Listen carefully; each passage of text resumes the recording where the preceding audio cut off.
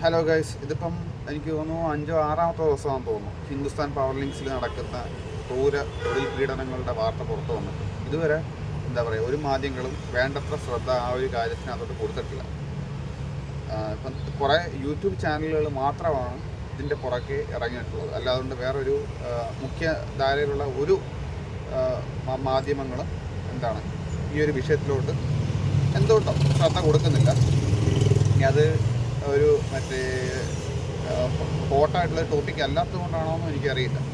കാരണം ഇത്രയും യുവജനങ്ങളാണ് പീഡിപ്പിക്കപ്പെടുന്നതും പീഡിപ്പിക്കപ്പെട്ടിട്ടുള്ളതും, അതും തൊഴിലിൻ്റെ പേരിൽ. അപ്പം എന്താണ് ഒരു രാഷ്ട്രീയക്കാരും അതിനകത്ത് പ്രതികരിക്കുന്നില്ല, അല്ലെന്നുണ്ടെങ്കിൽ മാധ്യമങ്ങളും പ്രതികരിക്കുന്നില്ല.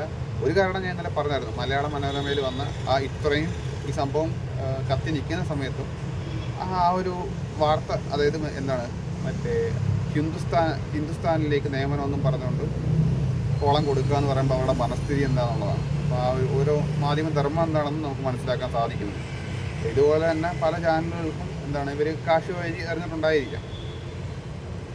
അപ്പം ഈ ഇത്രയും പ്രശ്നം നടക്കുന്ന സമയത്ത് അവരങ്ങോട്ട് ആളുകളെ എങ്ങനെ റിക്രൂട്ട് ചെയ്യാൻ കാണിച്ച മനസ്സാണ് വേറെ രസം. ഓക്കെ, പിന്നെ ഈ പറഞ്ഞതുപോലെ ഇൻകം ടാക്സുകാരുടെ കാര്യം പറഞ്ഞിട്ടുണ്ടായിരുന്നു. ഇതിനൊന്നും കൃത്യമായിട്ടുള്ള ടാക്സൊക്കെ അടയ്ക്കാണ്ടാണ് ഓരോ സാധനങ്ങൾ കൊണ്ടുവരുന്നതും വിൽക്കുന്നതുമല്ല. അതിനെക്കുറിച്ച് നമ്മൾ സംസാരിച്ചിട്ടുണ്ടായിരുന്നു. ഇതൊന്നും അവർക്ക് എന്തുകൊണ്ടും രാഷ്ട്രീയക്കാരാണെന്നുണ്ടെങ്കിൽ ഇതിനകത്ത് വേണ്ടത്ര ഇത് കൊടുക്കുന്നില്ല, അധികാരികളും വേണ്ടത്ര പ്രാധാന്യം കൊടുക്കുന്നില്ല, മാധ്യമങ്ങളും എന്തോ ഒരു ഇഷ്യൂ ഉണ്ട് ഇതിനകത്ത്. ഇതിൻ്റെ പുറക്കെ നല്ല വമ്പന്മാരാണെന്ന് പറഞ്ഞിട്ടുണ്ടായിരുന്നു. ഓക്കെ, നല്ല പിടിപാടുള്ള ആളാണ്, അല്ലെങ്കിൽ ഈ വാർത്തയൊന്നും ഇതേപോലെ മുങ്ങിപ്പോകത്തില്ല. ഓക്കെ, അത് പ്രതികരിക്കുന്നത് വളരെ കുറച്ച് യൂട്യൂബ് ചാനലുകൾ മാത്രമേ ഉള്ളൂ. അല്ലാതെ ഈ മുഖ്യധാരയിലുള്ള യാതൊരുവിധ ഒരു ചാനലുകളും ഇതിനെ ഫോളോ അപ്പ് ചെയ്ത് പോകുന്നതായിട്ട് നമ്മൾ കണ്ടിട്ടില്ല. അത് കാണാത്തതിൻ്റെ മെയിൻ കാരണം ഈ പറഞ്ഞതുപോലെ എവിടെയൊക്കെയോ എന്തൊക്കെയോ നടക്കുന്നുണ്ട് കാര്യമായിട്ട്. ഈ തെളിവ് നശിപ്പിക്കാനായിട്ടുള്ള സമയം കൊടുക്കുന്നതാണോന്നും അത് നമുക്ക് സംശയിക്കേണ്ടിയിരിക്കുന്നു. ഇതാകുമ്പം തെളിവ് നശിപ്പിക്കാൻ എളുപ്പമാണല്ലോ, ഇത്രയും ടൈം കിട്ടിക്കഴിഞ്ഞാൽ. പിന്നെ ആരൊക്കെ അതിൻ്റെ പേരിന് വേണ്ടിയിട്ട് എന്തെങ്കിലുമൊക്കെ അന്വേഷണം നടത്തിയാലും ഒന്നും കിട്ടാൻ പോകുന്നില്ല.